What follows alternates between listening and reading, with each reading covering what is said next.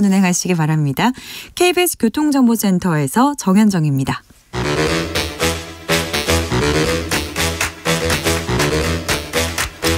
이것이 혁신이다. 여야를 내려놓고 관습을 떼버리고 혁신을 외쳐봅시다. 다시 만난 정치 공동혁신구역.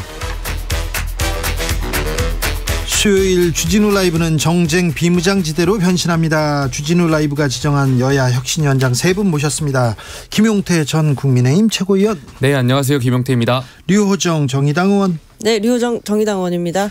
용해인 기본소득당 대표. 네, 기본소득당 용해인입니다. 네. 한 주 잘 지내셨습니까? 요즘 어떤 관심사, 어떤 일로 이렇게 바쁘십니까? 용해인 대표? 네, 이제 어제 국회 앞에서 이태원 참사 유가족분들이 단식을 시작했어요. 그래서 어제 그 기자회견도 하고 그 전에 관련돼서 앞으로 이태원 참사 진상규명 특별법 어떻게 처리하면 좋은가 가족분들이랑 좀 논의도 했는데요. 어쨌든 오늘 민주당이 그 패스트트랙 지정을 당론으로 의원총회에서 채택했다고 해서 굉장히 좀 다행스럽다라는 생각이 들고, 네.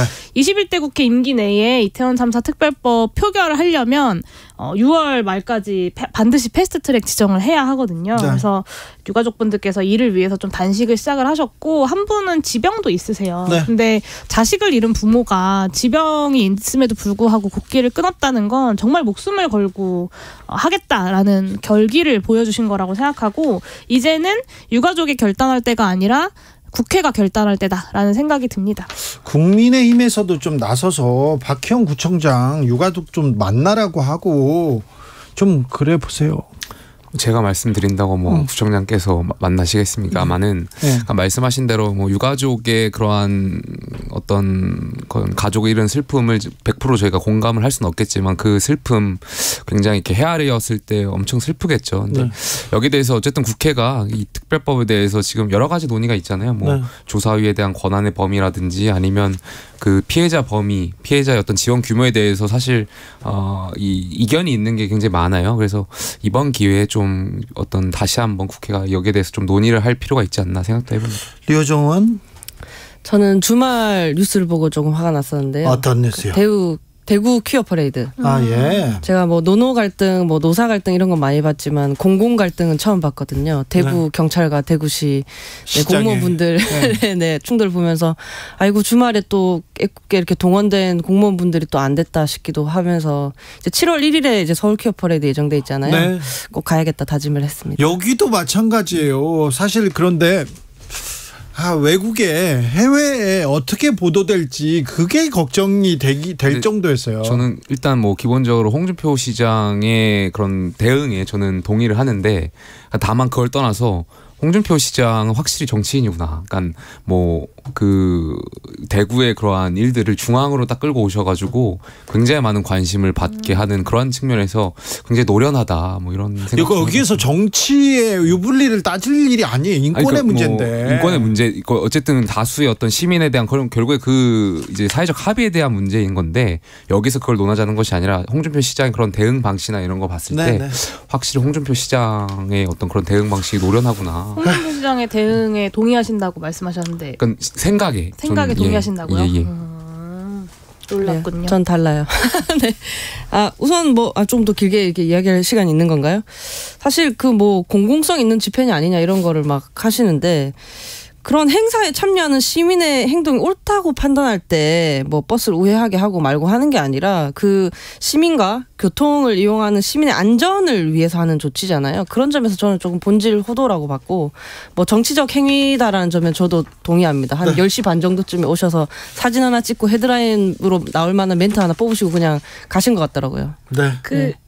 그 경찰이 최근에 집회 시위 관련돼서 어떻게든 집회 시위를 못하게 하려고 혈안이 되어 있잖아요. 그런 경찰마저도 홍준표 시장의 법 해석이 잘못됐다라고 이야기하고 있는 것은 저는 매우 상징적으로 홍준표 시장이 잘못했다는 것을 보여주고 있는 장면이라고 생각합니다. 요즘 집회에 대한 국민들의 시선이 따갑습니다. KBS 앞도 지금 제가 KBS 앞은 좀 다른 종류의 시인데요. 제가 데모할 때도 옆에서 데모하는데, 제가 데모할 때였어요. 데모하러 열심히 다닐 때인데, 제가 그날은 데모 안 하는데 차가 왜 이렇게 막혀? 데모하잖아요. 그러면 데모대한테 지금 바쁜데 하고 손가락질 했어요. 그런데 요즘은 좀 다르니까 요즘은 온라인도 있고 다른 그 언로가 있으니 좀 이 부분 집회 시의 자유에 대해서는 존중받아야 되는데 지금 국민들이 굉장히 좀 여기에 대해서 좀 화나 있는 것도 조금 새겼으면 좋겠습니다. 그리고 그렇다고 해서 이 집회의 자유, 표현의 자유를 이렇게 뭉개는 듯한 이렇게 적대시하는 듯한 그런 그 공권력은요 무서워요. 이건 반대입니다. 절대 안 됩니다. 김한수님 질문 있어요. 이렇게 하면서 류호정 의원님 신당 창당합니까? 이렇게 물어보네요. 정의당이 이제 거의 신당 창당 수준으로 태어나야죠. 저희 정의당이요? 그렇죠. 그 장혜영 의원이 또 얼마 전에 인터뷰를 했다가 조금 논란이 됐던데. 탈당은 언제 하시는지. 정의당의 그에 대한 판단은 시민들에게선 이미 끝났다. 이제 새로 정의당은 끝났다. 새로 시작해야 된다라고 많이 말씀하시고. 이 부분에 대해서 정의당을 지키는 심상정 의원은 어떤 얘기를 할지 2부에서 만나보겠습니다. 어떻게 할 거예요?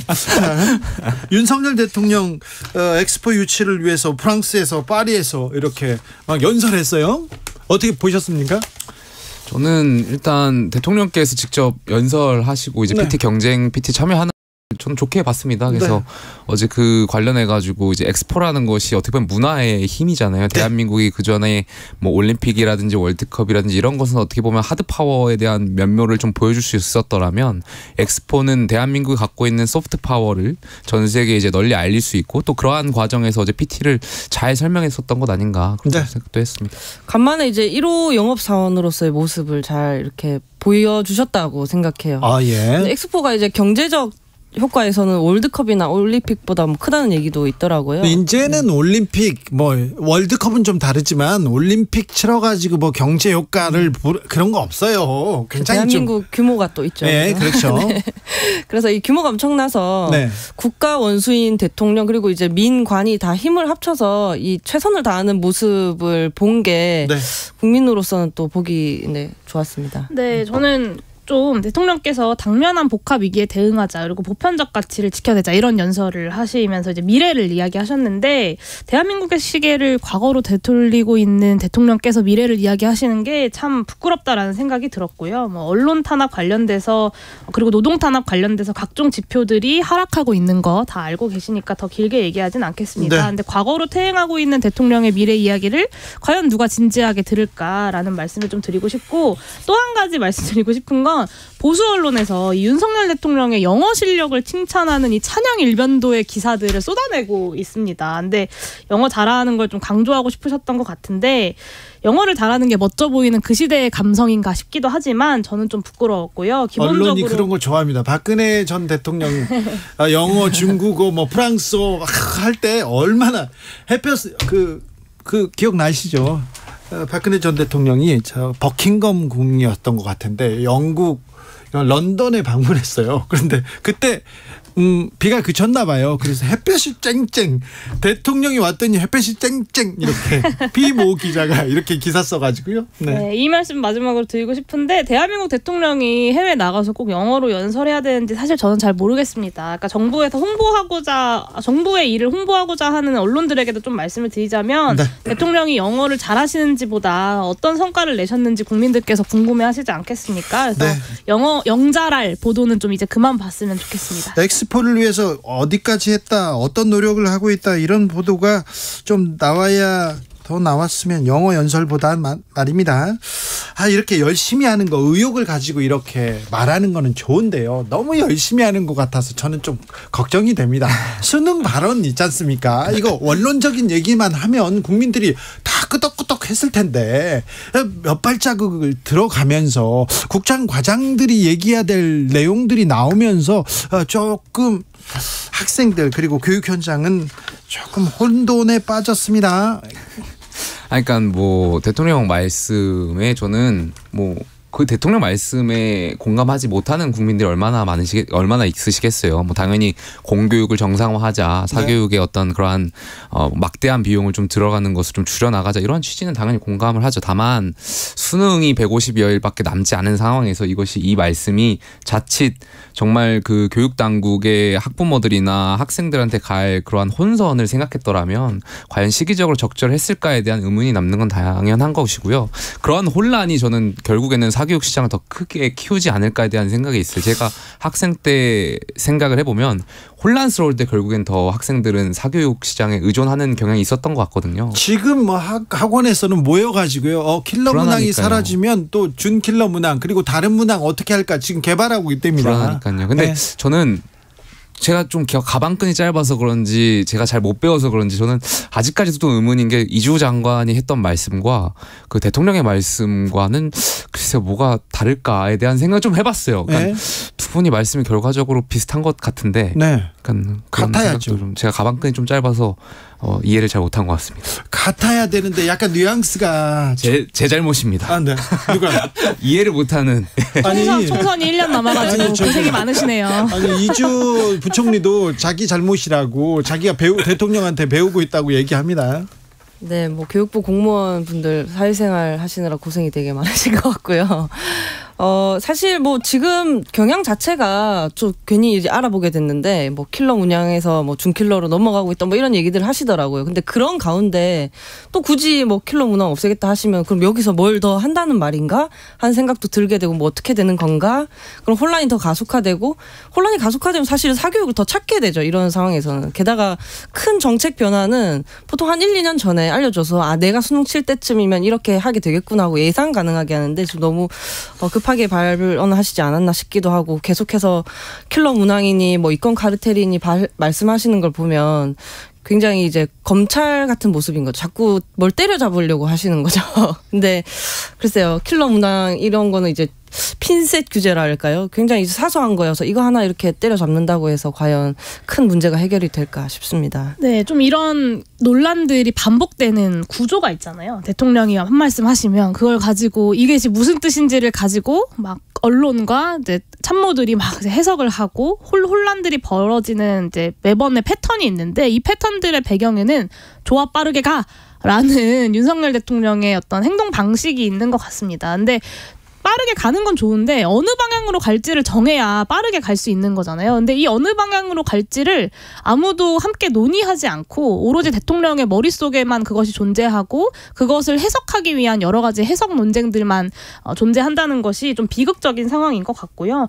교육은 백년지 대계라고 하지 않습니까? 그리고 이런 백년지 대계를 논의하기 위해서 교육위원회를 구성을 했어요. 그리고 대통령께서 직접 5명의 위원을 선임하시기도 했습니다. 그래서 이렇게 즉흥적으로 기분파식으로 일단 던지고 보는 게 아니라 좀 본인이 선임하신 위원들과 교육위원회를 활용해서 전문가들의 의견도 듣고 학부모들의 의견도 들어서 이 백년지 대계를 정말 좀 차분하게 논의할 수 있으면 좋겠고요. 마지막으로 좀 간단하게 말씀드리면 사교육만 문제가 아니라 사교육과 다름없이 위계화되어 있는 이 공교육을 개혁하지 않으면 이 문제 절대 해결할 수 없다라고 저는 생각합니다. 네, 저는 다만 한 단계 더 나아가서 최근에 저희 당에서 국민의힘에서 보면은 사교육 강사들을 좀 악마화하려는 경향들이 보여요. 그렇죠. 최근에 그렇죠. 그거는 좀 자제할 필요가 있을 필요가 있어요. 왜냐하면 그러니까 이권 카르텔이라는 표현을 쓰셨는데 일단 이권 카르텔에 대한 근거가 제가 잘 모르는 상황에서 이권 카르텔이라는 표현을 써도 되는지는 한번 고민해봐야 될 것 같고요. 근거가 있다면 뭐 쓸 필요가 있겠죠. 근데 근거에 대한 부분이 아직 잘 몰라서 두 번째로 당연히 우리 보수 정당 국민의힘이라고 하면 자유 경쟁 체제에서 당연히 많은 경쟁을 통해 가지고 이렇게 부를 축적하는 것이 당연한 것인데 마치 사교육 강사들이 뭔가 악마처럼 뭔가 하는 그러한 행동들, 그러한 프레임을 씌우는 것은 한번 저희가 좀 이성을 되찾을 필요가 있지 않나 생각해봅니다. 이철규 사무총장께서 초과이익이 범죄다라고 이야기하셔가지고 제가 우와 국민의힘에서 이런 발언이 나오다니라고 감탄을 했는데요.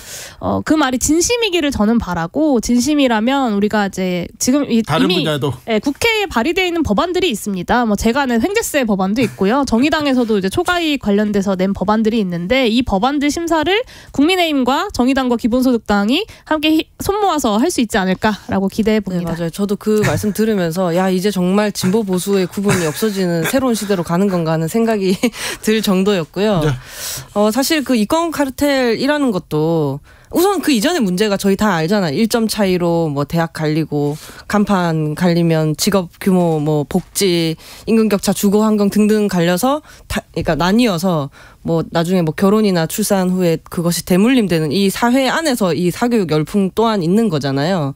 그랬을 때 이권 카르텔이라고 이렇게 악마화하게 되면 오히려 그럼 그 강사가 누구냐 정말 잘 가르치나 보다 하는 효과가 더 생겨버리지 않을까 하는 생각도 들더라고요. 네.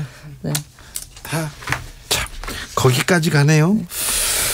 아무튼 교육 6월에 교육개혁에 대한 청사진을 내려고 준비를 했어요. 근데 매우 예민한 문제이기 때문에 매우 조심스럽게 정제돼서 얘기가 나와야 되는데 아무튼 학교에 그리고 또 학생들한테 혼란이 더는 없기를 좀 바라봅니다. 지금 여야 대표 국회 연설합니다. 자, 어떻게 보셨습니까? 김용태. 그러니까 저는 사실 정치를 꿈꾸는 젊은 정치인이 되고 싶은 사람으로서 네. 여야 대표 모두 교섭단체 연설을 저는 다 좋은 점수를 드리고 싶진 않아요. 그러니까 야당 대표 연설도 제가 생각했을 때는 교섭단체 연설 대표 연설이라기보다는 뭔가 개인 신상 발언 같았어요. 그러니까 판사를 향해 가지고 재판부를 향해서 뭔가 본인의 개인 신상을 발언했었던 것 같고요. 여당 대표의 교섭단체 연설도 뭔가 저는 김기현 대표께서 원래 굉장히 차분하시고 합리적이신 분으로 제가 경험했고 그렇게 알고 있는데 여당 대표께서 그렇게 막 목소리를 높이시면서 야당을 이렇게 공격하실 필요는 없지 않았을까 전반적으로 그러니까 그런 부분이 좀 아쉬웠던 것 같습니다. 네, 저는 김기현 원내대표의 그 대표 연설을 들으면서 정치가 희화화되고 있다라고 생각했는데요. 사실 정부 여당의 대표의 연설이라기에는 거의 뭐 술자리 궤변 수준의 이지 않았나라는 생각이 들었습니다. 궤변이요? 술자리요? 네, 53분 내내 이제 국민에 대한 예의와 여당다운 품격이 좀 실종되고 오히려 이제 국민과 야당을 향해 호통치고 여러 가지 각종 가짜 뉴스들과 괴담과 선동들을 계속해서 이어 나가셨습니다. 뭐 예를 들면 이 중국인들의 투표권과 뭐 건보 관련된 이야기도 그렇고요. 그리고 정치개혁 관련된 이야기도 마찬가지였습니다. 저는 이게 얼마나 귀한 기회인지를 좀 말씀드리고 싶어요. 사실 비교섭단체 의원들은 오늘 이제 배진교 정의당 원내대표가 15분 발언을 하셨는데 저 같은 경우는 기본소득당은 의석수가 모자라다고 발언의 기회조차 없거든요. 국민들 앞에서 15분을 넘어서서 40분, 50분을 연설할 수 있는 기회가 얼마나 소중한 기회인지를 좀 아신다면 저는 이런 방식으로 연설할 수는 없었을 거라고 생각합니다. 저도 태도에 관련해서 좀 더 길게 말씀드리고 싶은데요. 뭐 내용을 먼저 얘기하자면 뭐 이재명 대표 같은 경우에는 사실 뒤에 이제 불체포 특권 이야기하시면서 앞 내용이 이제 거의 다 덮여버린 느낌이 좀 있었고 김기현 대표 같은 경우도 조금 야당 공세에 치중하느라 정부 여당이 할 수 있는 어떤 정책 제시라든지 무게감을 보여주는 데는 조금 실패하지 않았나. 근데 그런 와중에 이틀 모두 그 국회 안에서 조금 평소보다 심한 고성이 오가면서 사실 뒤에서 초등학생 그 어린이들이 와서 방청도 하고 있었는데 막 귀를 막으면서 괴로워하고 그런 모습들을 시민들께 보이는 것이 너무 좀 부끄럽다라는 생각을 한편 했고요. 원래 용해인 의원님 말씀하신 것처럼 교섭단체 대표 연설이라고 하고요. 저희는 오늘 했는데 비교섭단체 대표 발언이라고 하거든요. 저희가 그 두 분께서 이제 한 40분, 50분씩 하셔서 저희도 한 그 절반 수준으로 했는데 또 길게 했다고 한마디 하시더라고요. 정말 있는 사람들이 더 한다. 네. 그런 생각도 좀 들었습니다. 오늘 이렇게 토론 끝나고 보니까 이쪽 분야도 저쪽 분야도 애들만 불쌍하네요. 자, 김용태, 류호정, 용해인 세 분 오늘도 감사했습니다. 감사합니다. 네, 감사합니다. 자랑해야 되는데 자랑 시간 늦었네요. 다음 시간에 하자고요. 네.